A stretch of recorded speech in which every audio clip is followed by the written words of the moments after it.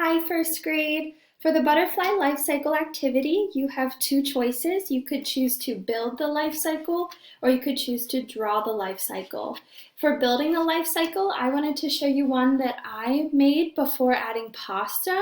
So I'm going to use different types of pasta to show each of the four stages of the life cycle. So I could use, for example, a bow tie, and put that, and I would glue that right under the butterfly. You could also use different types of art supplies to actually build the life cycle. So I have the egg, caterpillar or larva, chrysalis or pupa, and butterfly.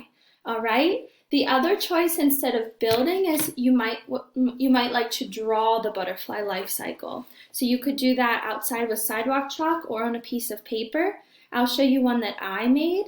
I have the egg, caterpillar or larva, chrysalis or pupa, and butterfly.